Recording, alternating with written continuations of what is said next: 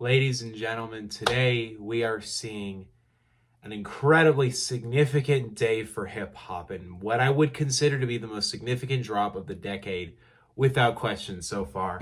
We have Kendrick Lamar's fifth studio album finally out, Mr. Morale and the Big Steppers. It is on my computer. It is finally here.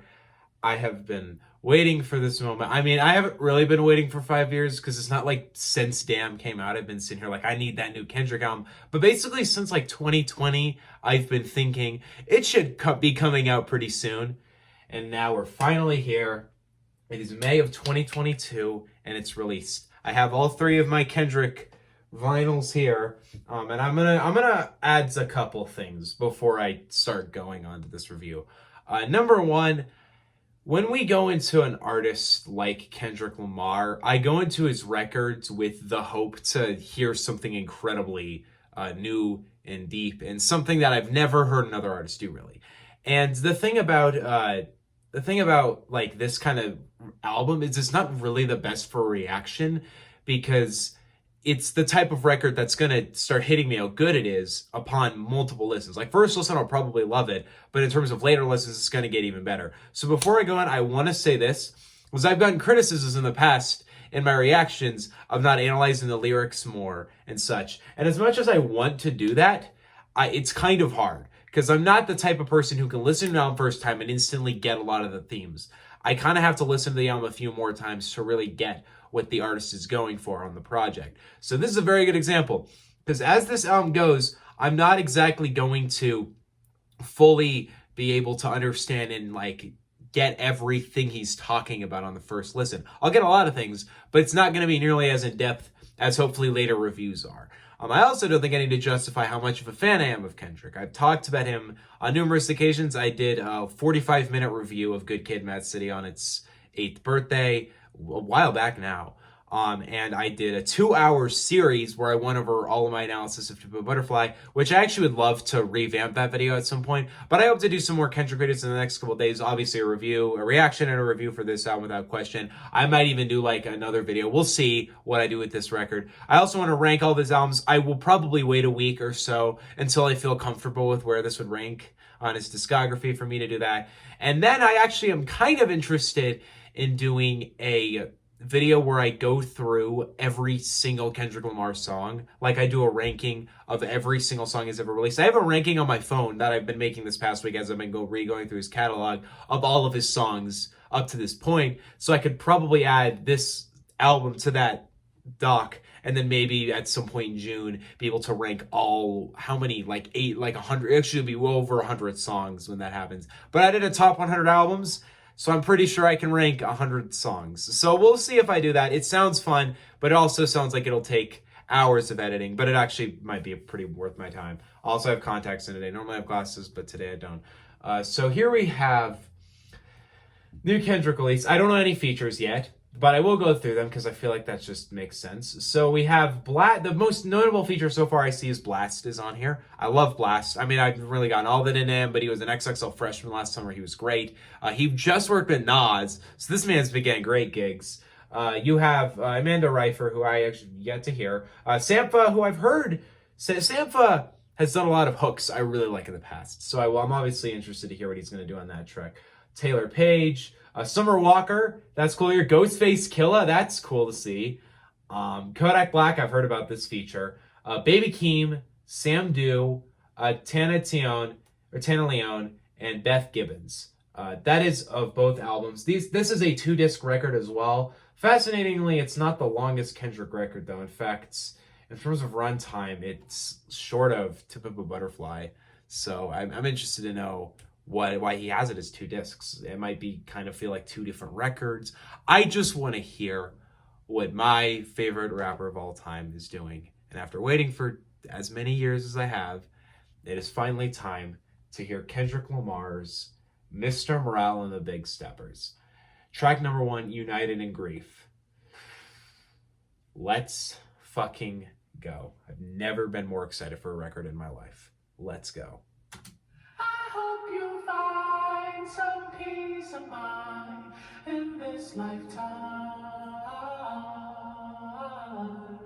I've been going through something. Oh, this is the track that leaked. This leaked a while ago. 55 days. I've been going through something. What is a bitch in a miniskirt? A man in his feelings with bitterness. What is a woman that really hurt? A demon, you better off killing her. What is a relative? Make a repetitive narratives on how you did it first. That is a predator in reverse. All of your I was listening to Jack Harlow last week. That's what I was listening to. Oh my god. Oh my god. That production. That fucking production is so good. It's so good. This production is doing whatever it wants. Like literally whatever it wants. It's fucking awesome. This is really happening right now, motherfucker. I love that. It's got like these jazz chords in the back as you have these drums just hitting. It's so creative. And its flow is fucking perfect. Wow, what that beat is doing, the strings.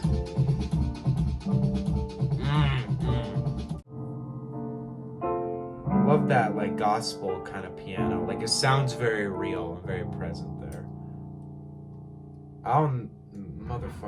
Motherfucker. I don't think you can open an album stronger than that. And mine's on shuffle right now, so it was about to do the Baby Keem track. I don't know how you open an album like stronger than that with like, cause like from my interpretation of the words, like I said, I'm not gonna get all of it right now. Cause when I listen to an album for the first time, I more listen for the flow, for the energy, for mostly the production. That's usually what I get on a first listen of a record. So with this record, I'm not gonna try and understand this level I understand after multiple listens to Butterfly and Good Kid, Mad City. Because, multiple listens got me there. And same with Damn. I don't feel like you need to listen to Section 80 multiple times to really get what it's about. But with this so far, you have this intro. So it's titled United in Grief, which, I mean, that it speaks for itself. I don't know if it just is like an easy concept for me to understand. Just like when people are grieving, they kind of come together. They kind of stick together. Whether they all experience something awful, like all of them in their community experience something awful, or they're all kind of individual grief. People stick together when they grieve. But I like the lines as he says, I grieve different, as like that drum is rolling. And then in the background, you hear him say, everybody grieves different. It's kind of an interesting, I'm not really sure if he's saying some kind of stuff like, yeah, I grieve differently. Like I grieve different than you guys. And then so in the background's like, nah, bro, you're not special for that. I don't know if that's the right interpretation of that. The main thing I got away from that track was I've never heard a track with that kind of production. With the piano, like the way the piano moved and the way his voice went da-da-da-da-da-da-da-da-da-da, like the way he flowed on that, so fucking creative. Like that's what I want to hear from a record like this, because this man is so good lyrically. He's so good on Essence, but his flow and the way he's able to lace it on beats is like the best of any rapper in my opinion. And this, like that is the perfect example as to why. That intro is creative, fun. It's what I want to be hearing for this release. We got N95 next. I think I'm actually going to take a break at track 9, because I don't think he would separate it up into 2 discs if he didn't want people to kind of interpret both discs on a different level. So we'll see what that is like. Next we got N95. I don't have anything to say. Let's hear it. My first track was fucking incredible. I absolutely loved it. In fact, in terms of Kendrick intros, I think that's one of my favorites. I don't think it like beats like DNA or Wesley's Theory, but in terms of as an intro track, it's probably my second favorite intro he's done after Wesley's Theory. That's some good ass shit. Maybe one day I'll think it's better than Wesley's Theory, because I don't have any doubt that he can beat Butterfly at this point. Here we go, N95, let's go. Take off the foo-foo, take off the cloud chase, take off the Wi-Fi. Never heard him do anything like that. Take off the flex and the white glass. The way he's rapping, I fuck with it. It's a real world outside. Take off your idols. Ooh. Did not expect them simps. Them simps did not expect.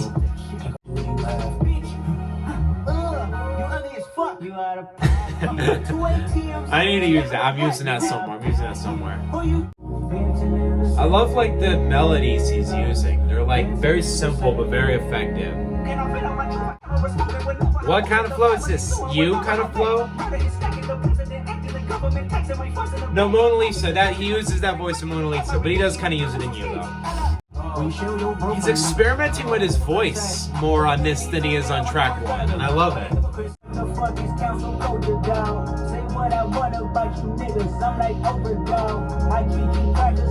Alright, he's got his piece on cancel culture in there. Nice.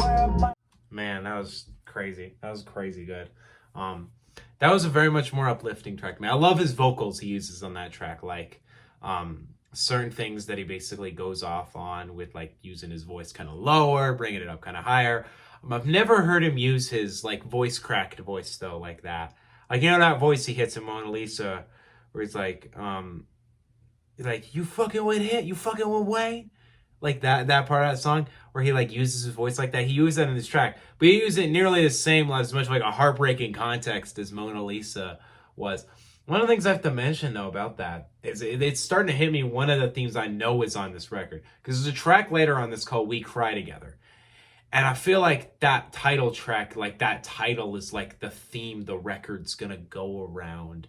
Like, and maybe you can argue there's some kind of thing with like other title tracks Kendrick has used and how they pertain to the whole record, like Wesley's Theory, that whole idea of Wesley's Theory. Maybe that's kind of what the album's supposed to be about. I have yet to really get what Wesley's Theory means. I feel like I've known it, but I kind of forgot it. I thought it was, in my analysis video, I said it was from To Kill a Mockingbird. And then somebody in the comments was like, that's not true at all. And now that I look into it, it was very wrong. But one of the interpretations I can give, and because it hit me when he said that line, he was like, fuck cancel culture. Like sometimes that shit's corny, but literally Kendrick can say anything right now and it's not gonna be corny to me.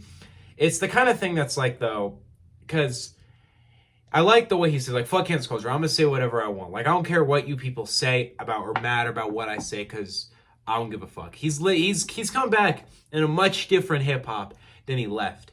Damn came out in the when the streaming era like exploded. Like, that record was big then. And then he's taken 5 years off. He's come back. The streaming era has dominated hip hop. Hip hop's in a kind of weak state right now, where trap basically just got murdered by a RICO case. And all of this shit's been going down. And he comes back to hip hop, and he comes back to the state it's in, and he's kind of bringing these new ideas and stuff back. One of the things I do have to mention, I was going to say, though, there's been so much shit between Damn and this. Like, 5 years is a big gap for any artist, but 5 years, and those years being 2017 and 2022, there's a lot of shit that's happened. There's been, like, the entire Trump presidency. There's been a fucking pandemic. That seems like it's a big deal. There was George Floyd in summer 2020. There's been the 2020 election. There's been so much shit that's happened over the past 5 years. Like, so many things. Our culture has completely evolved and completely, like, rewritten itself since 2017. And that's what's so interesting about hearing him talk again and hearing him talk about, unity and shit. Because we live in, like, such an ununified time. So I feel like that theme of unity, or like that title track, I know there's a reason he's using that theme of unity and grief. Like, there's got to be a reason he's doing that. So I just have to get past the fact that I'm hearing his voice again, and I have to start listening to what he's saying and what he's coming from in his perspectives. But normally I don't take 18 minutes to get through 2 tracks. So track number 3, Worldwide Steppers. That title just reminds me of Worldwide Choppers by Tech 9. Obviously it does, but like, I want to know what he means by Worldwide Steppers. Let's hear it, man. Let's just hear it. This production, I've never heard it like this. I never have. I love it. God damn. He's talking about fucking white bitches like it's like revenge. And like his ancestors looking down on him. And this is not the first time in an album he used sex as revenge.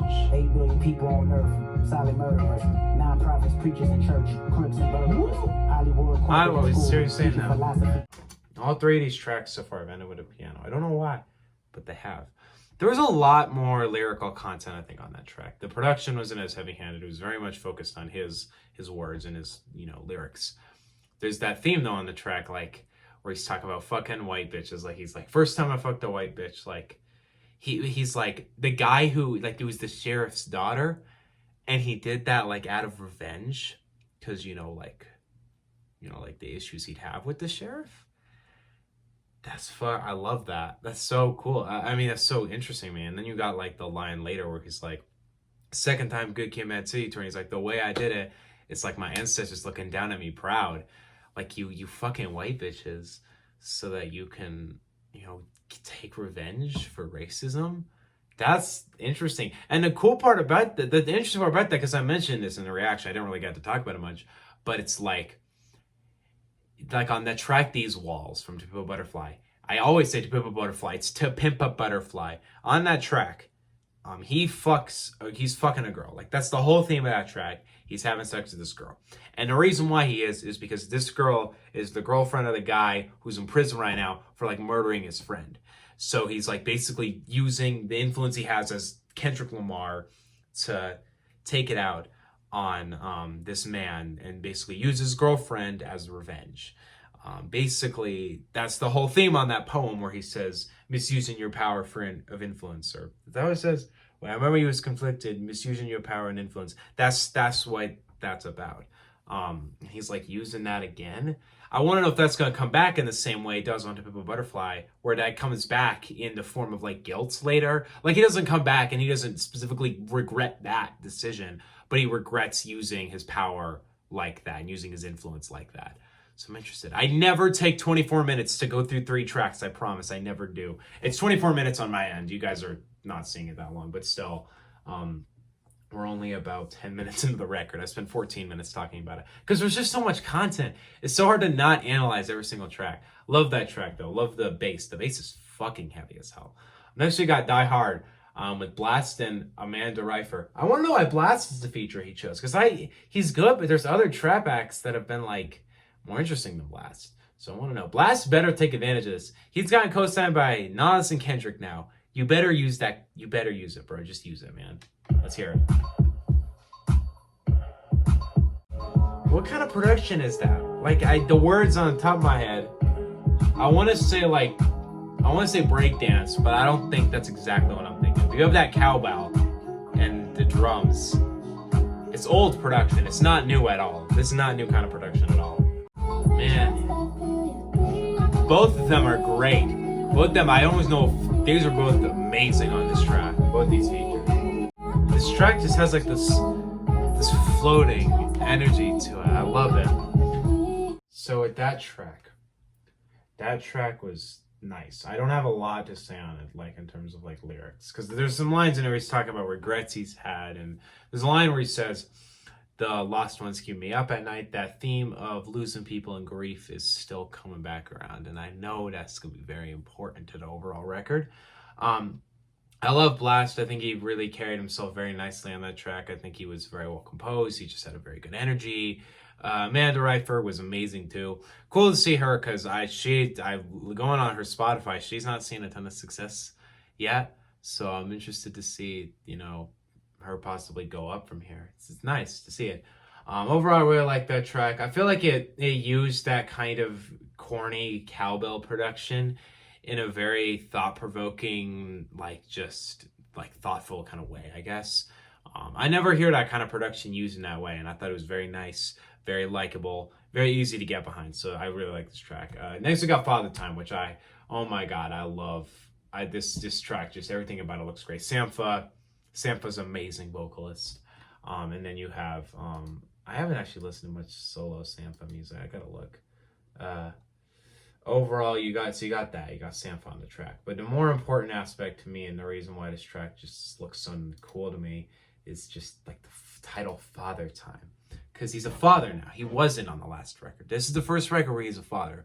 That cover has that on it. So I want to know how that could, let's see how this comes in handy. I really want to see what he has, like, if he has any discussion on his kids. I think that's interesting. So here we go, Father Time, featuring Sampha. Let's go. I come from a generation of home invasions, and I got. All right, there's that I come from a generation line again. Oh, the piano. Oh, the piano with that flow. Oh my God, this is so beautiful. Oh, he has such Sampha sounds so good. I love this man. I love this man. He's talking about like his struggle with his dad, and he always has this theme. But I want to know where he's going with that. How is anybody better? How do people think there are better artists than this man? Fucking hell. So on that track, Kendrick doesn't inherently issue like his struggles as a father because I think he's been a dad for 3 years now. He doesn't issue that. He talks about his like daddy issues and how he got conflicted with that. I got to that production because that piano is beautiful. The way the piano and the drums work, the way Kendrick just had perfect energy over it, the way Sampha sounded so beautiful on that. That is my favorite track. I love United and Great. That was such a cool intro. And then 95 was incredible too. Die Hard I loved as well. Worldwide 7. All of these are great so far. But Father Time, that track is so special to me. I think that track is amazing. So incredible. Because on that track he's talking about like his father issues and the issues he experienced growing up. And I love the theme he kind of goes on where he's like, I grew up with daddy issues. Like I had all these issues with my dad. But these people next to me, they didn't even have a dad. That's some deep shit.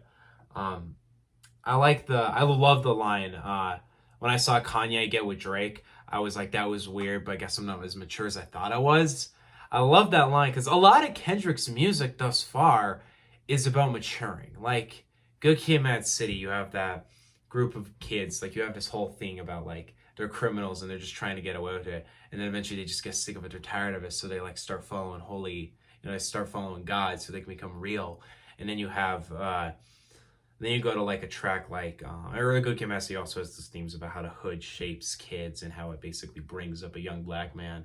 Then you have Typical Butterfly, which that whole album about young black artists being like pimped in the industry to kind of, it's so hard to put it. Like the way he puts it on Mortal Man is incredible.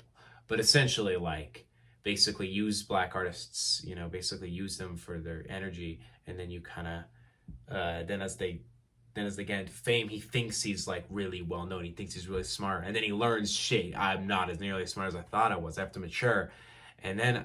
Damn, I haven't analyzed nearly as much as I have Good Kid, Mad City, Butterfly, but I know there's the themes about the track Fear, and there's the whole circle theme, but Kendrick's music is a lot of the time about maturing, and I love the fact that he's still talking about that, he's still discussing that.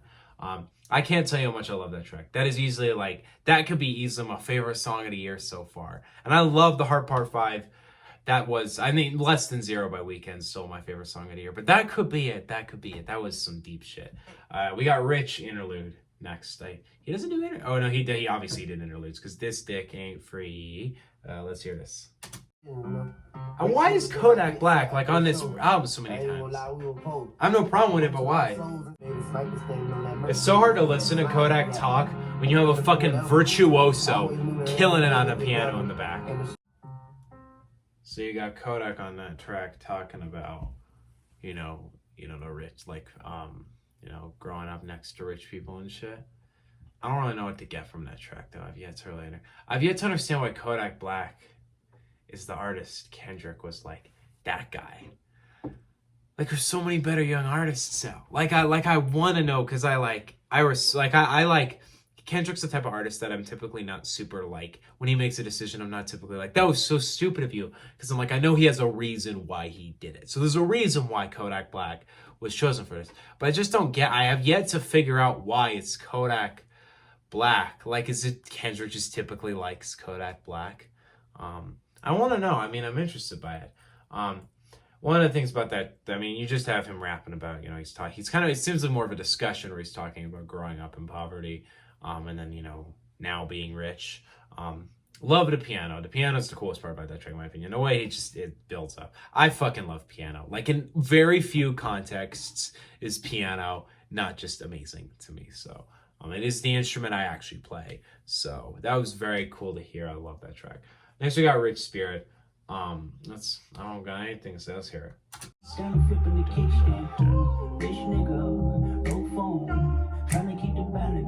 You have those sound effects in the back. Never heard him do something like this. Never. But I've heard tracks like it. You know? I can't help but laugh. It is, I can't help but laugh at that shit. Like you have like this kind of starry, glittery sound to it. Really cool production. Who's producing this shit? Well, yeah, Soundwave. A lot of the Kendrick tracks are Soundwave though, so. He uses brother now. Like, there's a few more than one occasion where he says brother. So that track. That was interesting.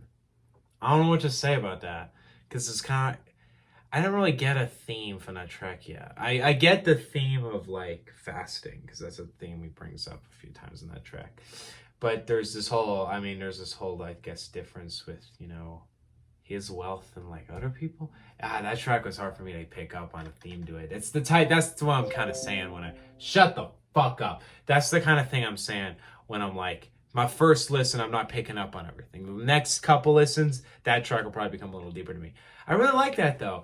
It has this kind of gospel trap idea to it. Like, not gospel trap in the sense where you, like, took a gospel sample and then you flipped it at a trap beat. Like, it's a little more deeper than that. Like, you have those, like, you know, those chord progressions in the background of the vocals.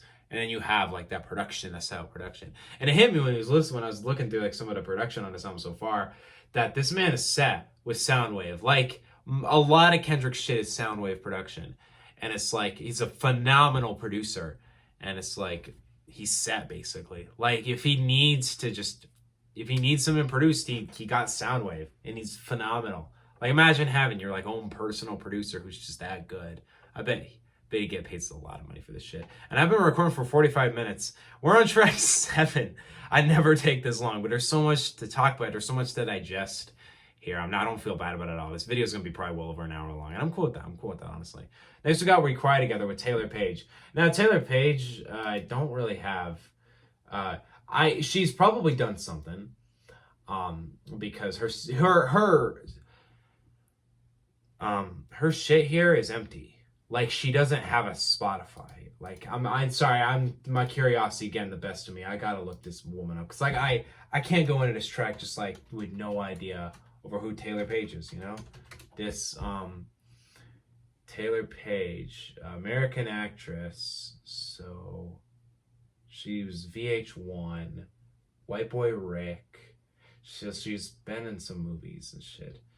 I wonder why she's on that album. That's interesting. She was Jesse Williams dated them. I don't know anything about this woman. All I know is she's an actress from White Boy Rick, and now she's on a fucking Kendrick Lamar album. So we'll see what this sounds like. Here we go. That title though, that's why I'm so excited for this track. It's nearly 6 minutes. It's called We Cry Together. This track, you about to see me. You about to see some MTS the Shark tears here. Let's go. Oh, from the first note. That I'm listening to that again. Listen. Like that boom. Like fuck. Fuck. Oh man. Oh, that is beautiful. That is fucking amazing. Oh shit. This better be something else, man. This is what the world sounds like.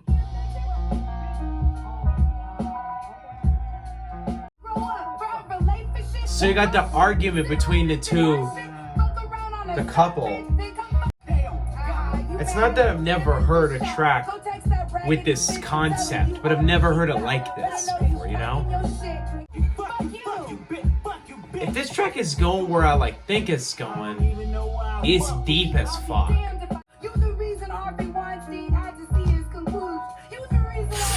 Shit, why you gonna bring Harvey Weinstein into a bitch? What the fuck? Oh, nah. You playing, man. Now they cool. See, that's all kumbaya, you know? There's that piano, man. Is that them fucking?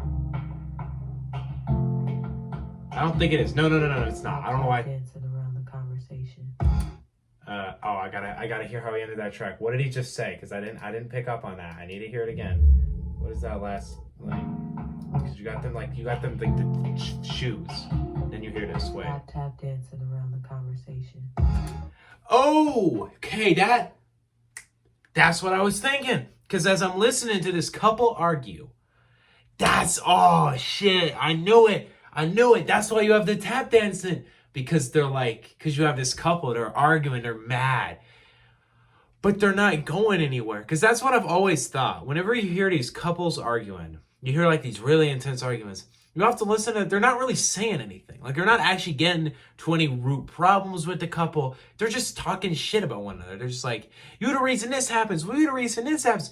And this is a theme that Dave on his last record, We're All Alone in This Together, there's a track on that album where he does the whole him doing an argument, like rap kind of thing. So Kendrick isn't new for this idea, but he's new in the sense that he basically has this tap dancing happening because this couple is tap dancing around the actual discussion here. And at the end, they just fuck because that's like, you know what, we still love each other, let's fuck. But they're not actually, nothing happened. They just got pissed at each other. He took her keys. They tried to make some political shit. Like, she's like, you the reason that like there's oppression of women. And he's like, well, you're the reason women are conflicting. And they're not like those are prominent issues, but like neither of them are actually, they don't know shit about what they're saying. Fuck. I love that. That's so good. That's so good. See, man, I love Kendrick. I love Kendrick so much. Between that and Father Time, I like Father Time more as like a song because I just love that shit, but that's a really fucking good song. Those two tracks have been incredible to me. We got Purple Hearts next with Summer Walker and Ghostface Killah. I want to know, I love Ghostface. He's probably, I don't know. I want to call him like top 3 Wu-Tang because I probably would. But I feel like I prefer like Raekwon and RZA and maybe Method Man. I don't know. I have this record. I have Enter the Wu-Tang right there. I have that record. I fucking list one of my all-time favorite records. But I have the only records I've heard from Wu-Tang beyond that. I've heard Liquid Swords and Only Built for Cuban Links. Yes, I've heard 3 Wu-Tang records. And one of them is all 3 of them are some of my favorite records. But I really need to dive into it. So I've yet to actually hear Ghostface. I've heard a lot of him, but I haven't heard an album from him. I need to hear Supreme Clientele. That's just one of those records I need to hear. But Summer Walker is a great vocalist. I love her. She's one of my favorite upcoming R&B artists. So let's hear Purple Hearts. I feel like this track's going to be beautiful. So let's hear it. Their duality is really good. Like, it's not, he didn't just get Summer Walker to sing. Like, they actually have this kind of, the way they work together. It's really nice, actually. They're saying shut the fuck up when you hear love talking, not shut the fuck up when you hear enough talking. Wait, I gotta look this shit up on Gmail. He got some energy in his voice. He got some fucking energy, bro. That's some real shit from Ghostface. That was great. So on that track, he's talking about, conflicts in the love. But the deepest part about that track to me is that line, the shut the fuck up when you hear love talking.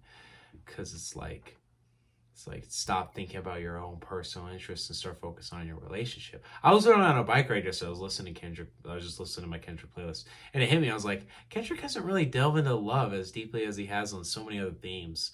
And maybe it's because like, if you do know, his wife is his wife, I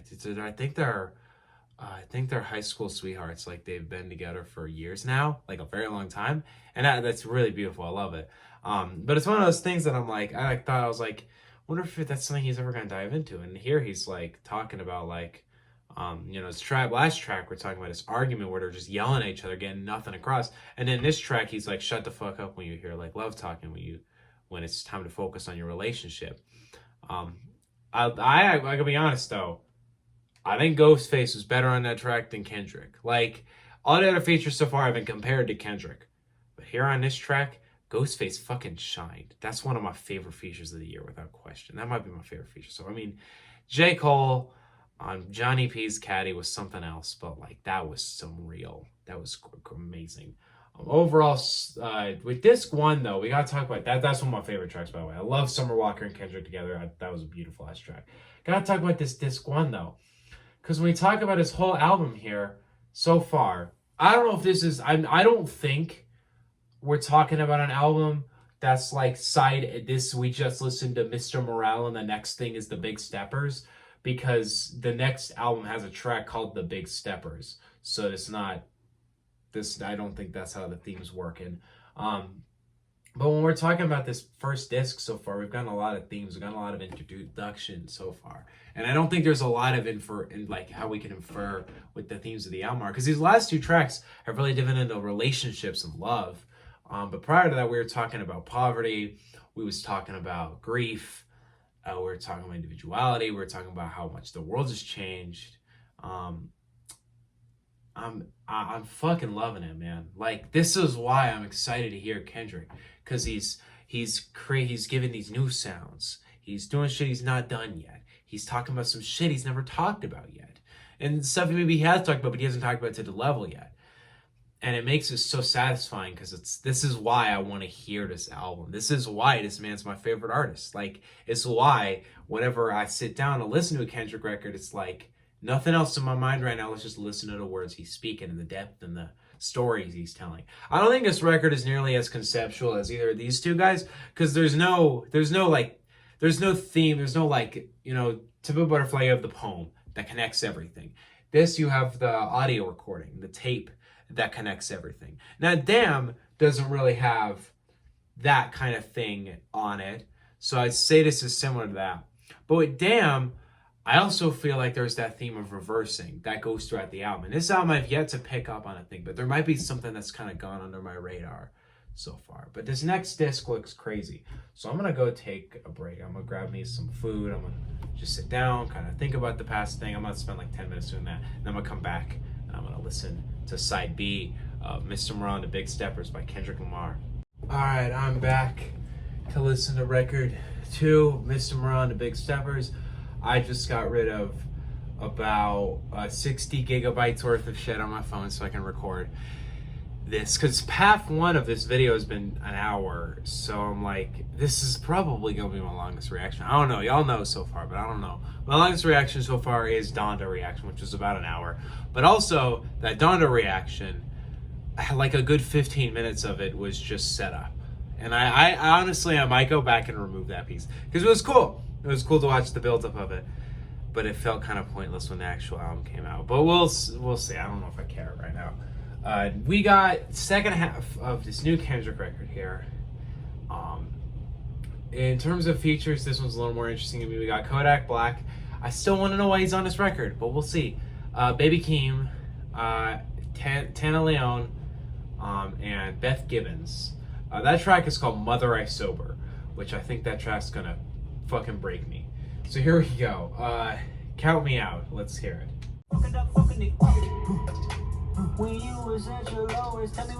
This track got no business being this hard. I love it. I love it. It does have business being this hard. I'm just saying. You know. Ooh, tap dancing. There's that tap dancing again. What I was gonna say about that track. One of the things that hit me when I was listening to that was that I was thinking, like, towards the end of the track, I was like, he's wearing a crown of thorns on his head in the cover. I was like, I wonder when that crown of thorns is gonna come into contact with the record and his themes. And now it's hit me, this side B I think is gonna dive into that, because you got Crown here, this title track, you got Savior, it's the title of this track, another track later, and I'm like, okay, we're gonna get some shit that's kind of gonna dive more into that idea. We got Crown next though. Usually, I feel like, I don't know why I'm saying this, because I might have no basis, but Crown is just a promising title to a track, because I feel like there's a track I really like, titled Crown. There's Jay-Z's Crown, and there's Run the Jewels Crown. Those are both pretty good. You Should See Me in a Crown might have been what I was actually thinking, though, because that's a fucking amazing Billie Eilish song. Love this picture on Spotify, by the way. I'm not going to show you it, but it's like, he's like sleeping on the couch as he has like this crown of thorns on his head. It's kind of amazing. Love the artwork for this record. Here we go, Crown. Let's go. I love the piano. The piano on this album is so beautiful. It's like the binding instrument of this record. I'm actually kind of happy Thundercat isn't on this, because he would not fit with this kind of production. I feel like he could. I feel like he could do that, though. I feel like some point Thundercat would make that work. Because he's kind of a genius. This isn't really even like a hip hop track at this point. Like, what about this is hip hop? Shit. That was deep. That was like a reflection on where he's been so far as an artist. The track is a little repetitive, I will say. I'm not like as an issue in a track, but it's more of an observation. Because you have him here, he's talking about, obviously his impact. But he's kind of talking about, a similar thing. Why I mentioned Walk on Water by Eminem is that track was him basically over a similar style production, just a piano, talking about, feeling like he has to please everybody and feeling like people are going to be unsatisfied with his work just because of how praised he is.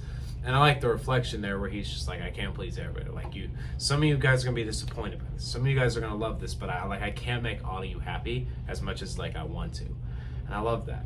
I also love the heavy wears the crown, because I guess there's this kind of idea of him having a crown of hip hop and how heavy that is on him. It's some deep shit. There's a line in there that was really deep. I mentioned it, but I can't remember what it is now. So, but whatever. Next we got Silent Hill. With Kodak Black.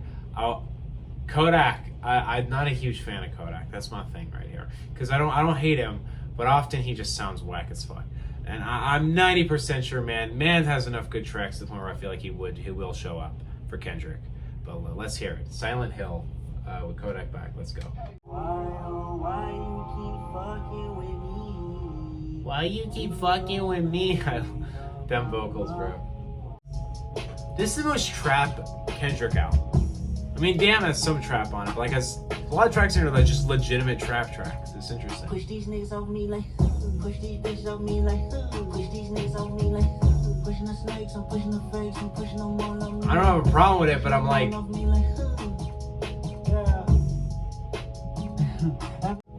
so that track was interesting to me. There's some elements of that track where he's kind of.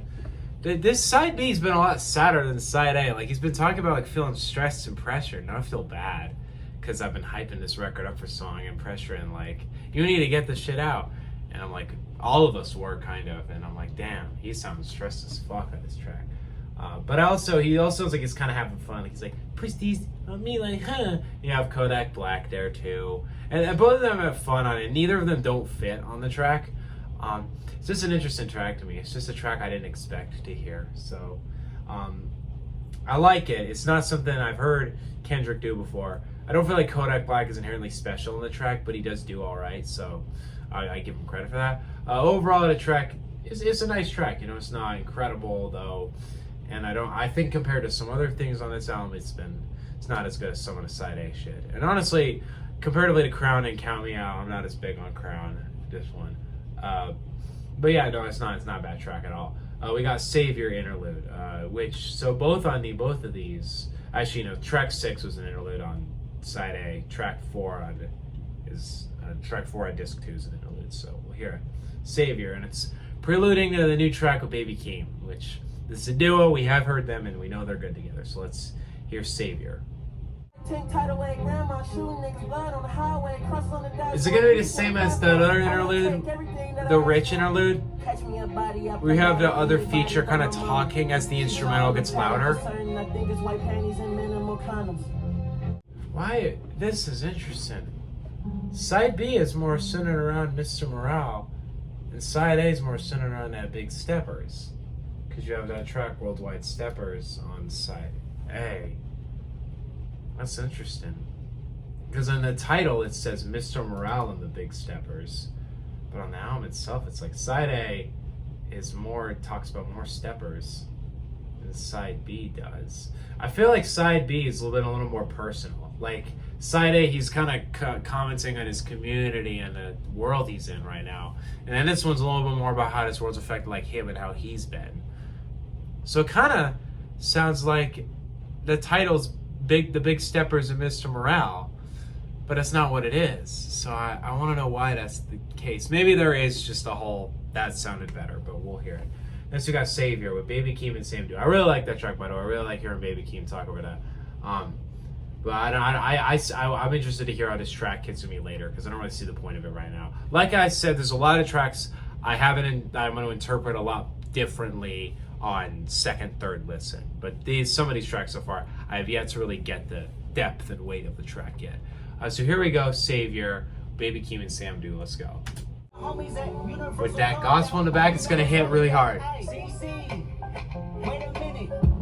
Oh, there it is. There's that bass. One thing I've learned from the past few tracks, and what I've learned from this record so far, is Kendrick is not a fan of our modern culture we live in, on our Twitter culture, the way the news works, and all this shit. He's not a fan of it. There's a lot of vaccine shit in that song, and I want to go back and listen to it to really get what he's saying. So I'm not going to talk too much on that because I feel like I didn't interpret it well enough. It's interesting, though, to hear Baby Keem and Kendrick do a track together where they're talking about something deeper than that, because they've done 2 tracks together now. You have Family Ties, where they're just going off. They just have multiple beat switches, just going crazy with bars. And then you have Range Brothers, where they're really just dicking around, having fun. But with this track, it's like you kind of have them more talking about the way celebrities are seen in the culture. This track feels very like critical of how the culture treats celebrities, because he basically opens the track with saying like, hey, Cole, Future, LeBron, me, we're not your saviors. And there's this kind of interesting theme of him saying, I'm not Jesus. He's like, because he says that line, I'm not your savior. I find it pretty hard to love thy neighbor. So it's like he's basically saying like, I'm not Jesus. Like, I'm not that perfect. I'm not going to compare myself to that. Which is interesting, because I thought this record, he was going to be comparing himself to Jesus. But maybe he's like, I'm not Jesus. I'm Mr. Morale. And that's what I am. So I want to know what the track Mr. Morale is going to entail with that idea. Overall, really great track. Loved the gospel in the back. I really like Sam Dude's contribution as well. Very good track. Some deep shit there. Next we got Auntie Diaries. Let's go. Now the lyrics open on this track, because this is way deeper. So.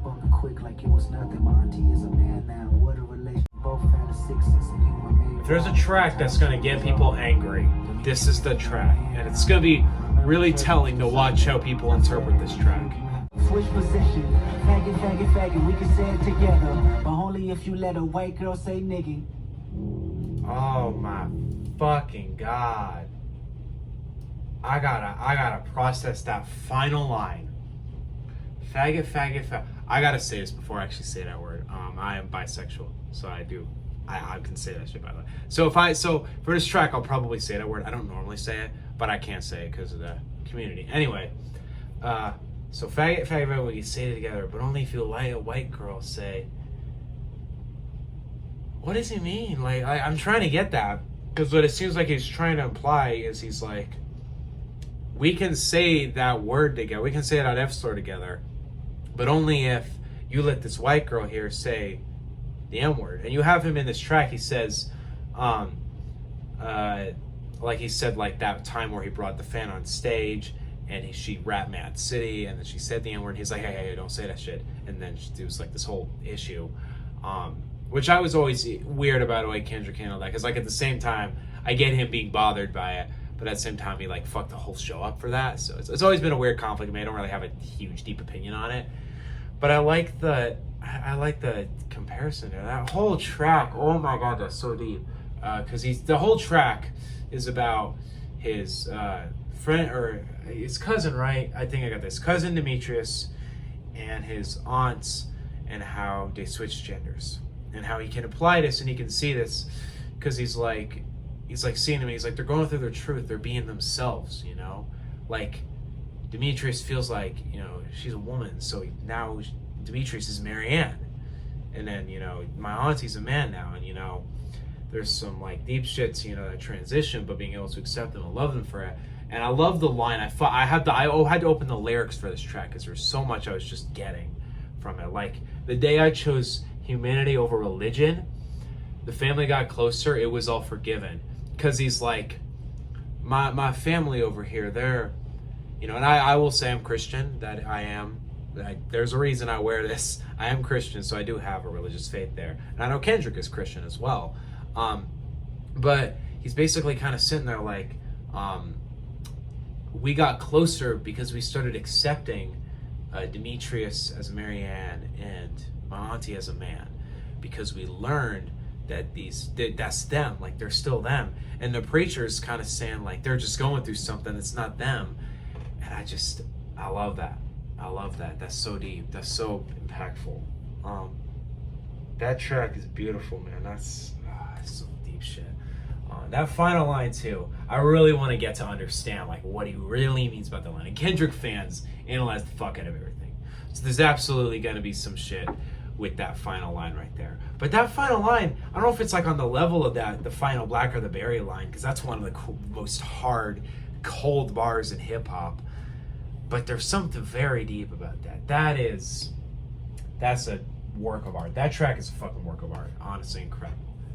You know, I was thinking about like discussing this when I do my full review, but I decided since it's like a trending topic now and I have my opinion kind of already set on it now, I thought I would kind of mention it because I feel like everybody's interpreted his use of that the faggot. I feel like everybody's been interpreting the use of that word really incorrectly, because on the one hand it's in a very much more of a like here's how I put it. Like it's not in this sense of him using it as a slur. He's using it as descriptiveness, or he's kind of using it like in the context of the word itself. If you go what I mean by that. And people are reasonably kind of offended by that, because this is the thing about it is he is using in a specific context to the point where it's not meant offensively. However, people shouldn't be shamed to be offended by it. Deddy on Twitter posted this, and I thought it was really insightful. I thought it was exactly what I was kind of thinking, is that we shouldn't be like shaming people for the fact that they're offended by hearing that term from somebody who's not part of LGBTQ community. But it's still on that behalf is so interesting to watch the anger towards the track as a whole, because of how much their people disregard the center of the track for something as useless as, look, he said the word we don't like. Because I get why there's offense to the word you don't like, but maybe take a minute to listen to the story he's telling in the realm he's talking about, you know, for the representation of the actual trans community. If you want to talk about this track being actually offensive to the LGBTQ community, if you claim it is, you have no depth to what you're actually listening to when he's speaking. And it's interesting to watch people get angry over this, but also people get angry at the people who are angry.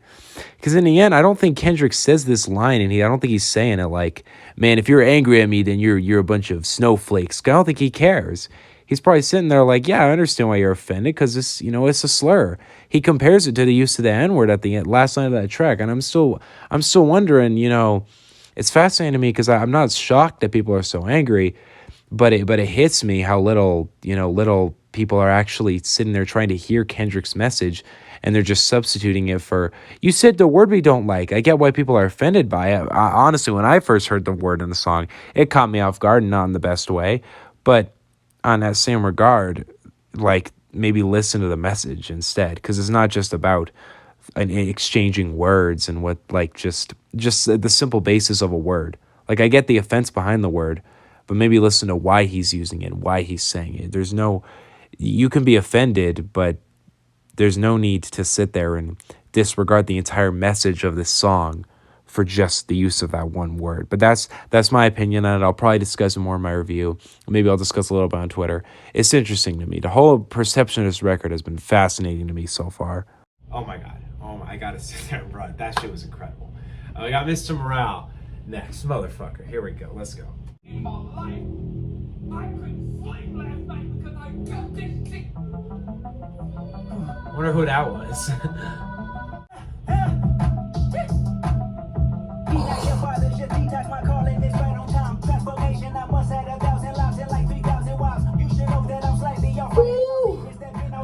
Motherfucker.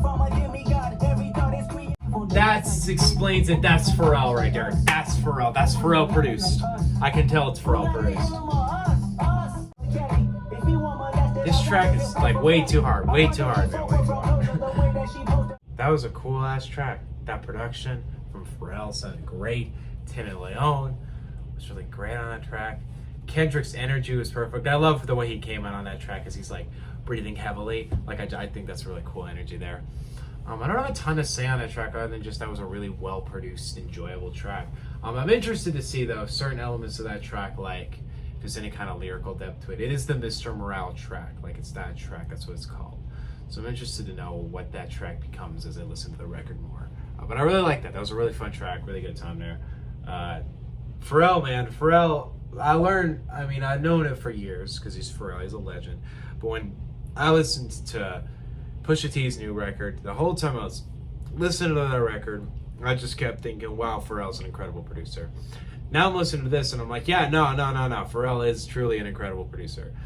Next we got Mother I Sober with Beth Gibbons, which that title, and it's like 7 minutes. So I feel like this is going to be kind of, you know how like To Pimp a Butterfly has like The Black or the Berry.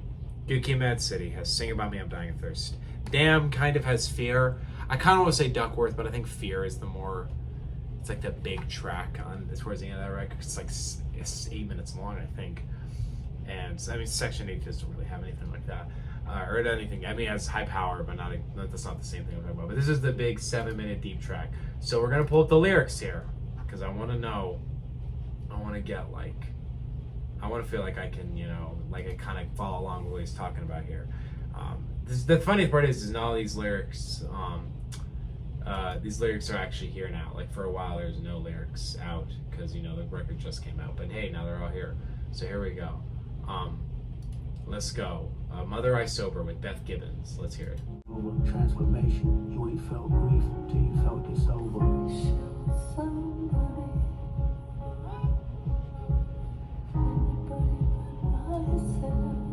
Shit. You haven't felt... Wait. You ain't feel grief until you felt it sober. You ain't felt grief until you felt it without, like, any alcohol or, like, drugs? That's what he's talking about. That's deep. Looking at myself, you never felt guilt till you felt it sober. Is that what he's saying? You never felt guilt until you felt it sober? No, he's like going at different themes there. Like that first verse is guilt. The first verse is grief. This one's guilt. Because he's talking about a cousin and he's like, he never touched me. But they didn't believe him. Keep our body sacred as I set free all your abusers. This is transformation. Oh my God.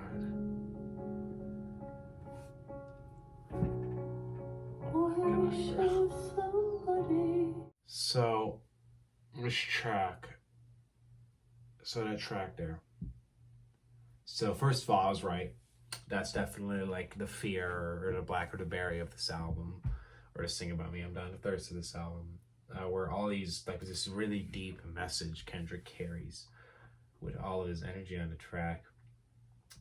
Fuck, I don't know where to start with this shit. Like, you get this first verse here, and he's basically kind of talking about, you know, like grief, I guess. I'm trying to figure out what the grief is like from, though. I know there's grief. Like, he's kind of having these issues with, you know, his family and how he grew up, because he says, I heard it all. I should have grabbed a gun, but I was only 5. So it sounds like he kind of lost somebody to a kill. And he says, you ain't feel grief until you felt sober. Because one of the biggest themes on this record, and they're not this record, but this track, and it's something I've thought about before with him specifically, is he's sober. Like, he's never had an addiction. He's never, you know, he's never smoked. He's never been a smoker. He's never been a drinker. He's just kind of interpreted, you know, he's interpreted grief and guilt and all this shit very much without that. And I think he's kind of putting that in a unique spot because he's like, I've felt it so raw. You know, I felt the pain so raw. I didn't try and ever cover it up. And there's a second verse where he's talking about, you know, like his, you know, them asking him, did your cousin touch you? Because there's this whole theme on this track about abusers and, you know, like sexual abuse. Because he talks about that in multiple things, like sexually violated. Apparently, Whitney, whom I'm not sure, I feel like I'm not correct about this, but I need to ask. I need to like look this up on Google because if I'm correct about this, who is it? Yes, okay, so it is his wife, Whitney Alford. I thought that was the name of his wife, but I didn't know. But there's this really deep ass theme on this track where he's like, he's talking about he wants Whitney to save everybody else because he's talking about his wife Whitney, and he's like in pain, and he's saying like, I can't be forgiven, and she's like, is there an addiction? He's like, no, but this time I lied. That's the part that's getting me. Because it sounds like he's saying, um,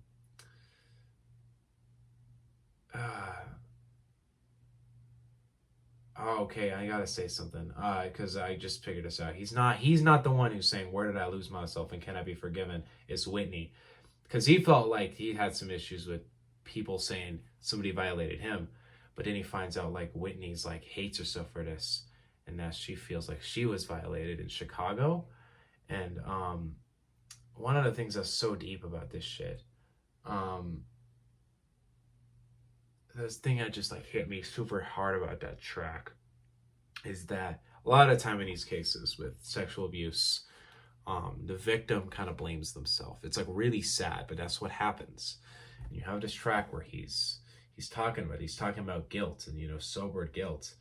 And he says something. It's like, I seen these. This bar hits so deep. I know the secrets. Every other rapper sexually abused. I see him daily burying the pain in chains and tattoos. Like, people be getting the jewelry, they be getting all the watches, they be getting the, you know, all the tattoos and everything. And he's like, you just hiding the pain of that abuse. And it's an issue that he hasn't talked about before, but when he's talking about it here, he's so honest and deep about it. We have this final bit where he's hitting it so emotionally as he's talking about setting free all the guilt he's felt, setting free all the hurt. But that final line, I set free all you abusers, this is transformation. Fuck that line. It's like, I set free the power of Whitney, makes you heal us all, like saying, I set free the power that my wife had. I want that power to be endorsed on you people, or also heard. Set free our children, may good karma keep with them, God, or keep with them with God. As he's kind of saying, I hope they have a better, you know, timeline than us. Set free the hearts filled with hatred, keep our bodies sacred. But this last thing where you hear, I think it's Whitney Alford. I feel like it's Whitney Alford talking to their son. They're like, you broke the generational curse. But the thing that hits so hard about that is it's like she's saying, like, we were hurt by our elders and our parents. It's like, we want you to break that generational curse. We want this new generation to come in and, you know, fix this shit, because we're starting from new with these people. Oh, that's some deep shit. That is a deep ass track. That's a track that I feel like the more times I hear it, the more connected I'm gonna feel with it, and the more the depth is gonna start hitting me with that track. But that is some of the realest shit Kendrick has ever spit. That's some of the realest shit I've ever heard in a hip hop song. Without question, that shit's beautiful. That was incredible. That was incredible. Beth Gibbons on the hook as well, beautiful. Fucking hell. All right, got one more track here, Mirror. That track fucked me up. Let's go, Mirror. One last track, and we've heard Kendrick's new record. Sorry, I didn't say the word, my friend. I was too busy building mine. Sorry I didn't rebuild the world. I was building mine again. Wow. I feel like what he's doing on that track is first of all, beautiful track, amazing production. Everything about that track in terms of its sound, it sounds really good. The production is really creative. The actual singing and the vocals just sound so good. But the thing I got from that track is I feel like his message to the rap game, because he has that line where I just mentioned it. He says, "Sorry I couldn't rebuild the world. I was too busy," or sorry I couldn't rebuild the world. I was too busy building mine. Because this past like 5 years, he's had a family. Like, that's his thing. He got married. Actually, I don't think he's been married. I think they're just still engaged now. But he had a kid. It's possible he had a second kid now. And it's like he's basically says something. It's like, I'm sorry I couldn't rebuild. I'm sorry I couldn't be there for the rap game, and I couldn't do all this shit. I was just rebuilding. You know, I was focusing on me. I love that line. I choose me. I'm sorry. Because like, I choose my life and I choose my path over, you know, the music, like, and the people.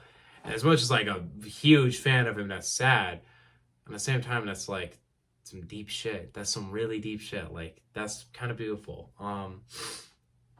I Can't Act Like That's one of the realest songs I've ever heard too. Motherfucker, man. This album is like a work of art. Like, and I I don't mean that in any kind of shock, because I went into this record thinking I'd hear like some of the realest hip hop of recent times. But I was right about that shit.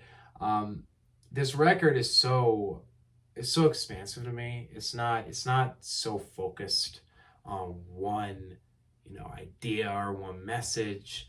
It feels like it's very broad and it's very, captivating. And there's a reason it's 18 tracks, an hour and 13 minutes. It's not a small little record. It's a big one, and it's got a lot to interpret on it. But there's this very big theme on this record, like I mentioned on that track 1 about grief and guilt. There's a lot of tracks on here where he's kind of talking about that, the guilt of certain, trials and tribulations. You have the grief and the guilt of losing people and, the hood and growing up in that struggle.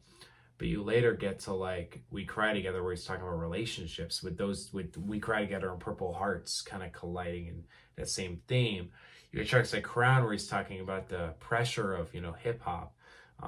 It does actually feel like both Side A and Side B are very different projects. Like they have different kind of styles of production, themes. There's a reason I feel like they're separated. But both albums to me come together to create this project that feels like it's about, grief and guilt and being united. And I feel like that title is very, very fitting for the record. But it's the kind of thing I know when I listen to it again and again and again, there's going to be some things I didn't realize. And that's why I want to give this record another week or so before I give you guys a review of it. Because I feel like I could spend another 2 hours talking about this. But I'm kind of sitting here like, I know when that review hits, it's going to be way deeper. Like there's going to be a lot more to discuss. There's going to be a lot more that I'm going to realize between the way the tracks come together. But in terms of, I don't want to say where I feel like this hits in his catalog, like how it compares to the releases. But in terms of him, like as a personality, not just what he's writing, not just what he's saying, like what he's, how his presence is on the record, it's never been more mature. It's never been more, eldered and wise. And I love that. I mean, it's obvious because he is way older now. He's grown up much since Good Kid, Mad City, and To Pimp a Butterfly. But it's like that theme about him just growing up.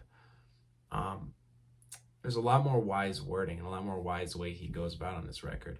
I don't think he'd give a fuck if it sold 0 copies. It's just this real shit that he's just wanted to give the world. And I know for a fact when I listen to this record, there's going to be more references, there's going to be more themes to it.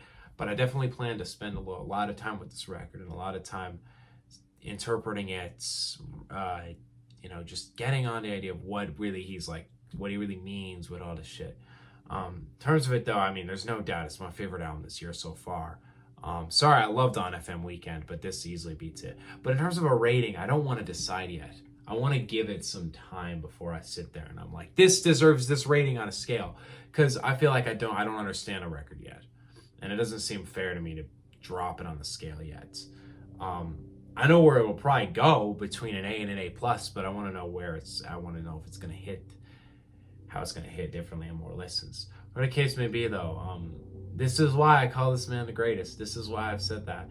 It's not been until recently that I've really put him at that spot for me, but this record kind of solidifies it for me. I know that. What do you guys think though on this new Mr. Morale and the Big Steppers? Let me know in the comment section below. This video is gonna be a nightmare to edit, but I'll get through it. See you guys next time. Peace out. This next month is crazy. I don't know if there's anything that next Friday there's a new Boldy James. So that's what I have next Friday. There's some other shit coming though. In June, we have a new Post Malone record. We got in mid-June, we got Joey Badass's 2000, which is so exciting. New Logic record as well. So there's a ton of shit I got to review. There's a ton of shit I'm excited to see. What do you guys think on Mr. Morale and the Big Steppers? Let me know in the comment section below. See you guys next time. Peace out. Kendrick Lamar is back, and he just gave us one of the realest records ever, in my opinion. Peace out. Bye.